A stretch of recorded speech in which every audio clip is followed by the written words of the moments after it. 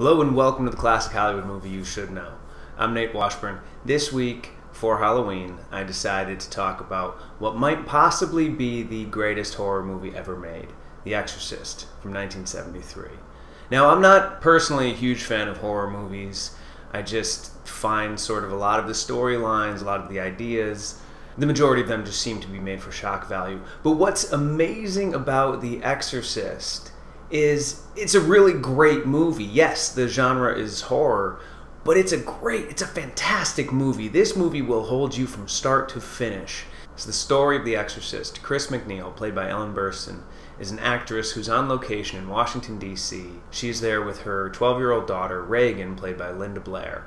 So Reagan, in the beginning, plays with a Ouija board, and all of these strange things start happening. She starts acting weird. She's speaking differently, she's having this physical pain, and it quickly becomes apparent that this isn't a medical problem, that she is possessed by a demon. And the whole point of the movie is that Chris needs to save her daughter. This is why I think The Exorcist is so good. Reagan's behavior gets weirder and weirder and vulgar and disgusting and all this, and you're just shocked as an audience member.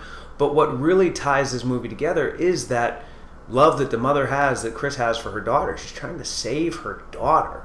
And one thing that The Exorcist has going for it is that if you do some research, every organized religion has a belief in exorcisms. They have this belief that a person can be possessed by a demon. It almost feels like a real story, that this could happen to someone. And there's so much evidence in the past of exorcisms that have been performed. This one in particular, William Peter Blatty, who wrote the novel that the movie is based on, he based his novel on an exorcism that was performed in 1949. This is based on a real event. And the film would not be as good as it is without the actors. Ellen Burstyn as Chris is fantastic. Linda Blair as Reagan gives an incredible performance. She was nominated for a Best Supporting Oscar. There's Max von Sydow, there's Jason Miller as the priest who performed the exorcism, and even Lee J. Cobb, who is one of the greats. This is actually his last major Hollywood movie appearance. So these are all the things that this film has going for it. An incredible story based on a real event that many people, millions of people, believe that someone can become possessed. You have these incredible actors, you have the struggle, the mother trying to figure out and save her daughter.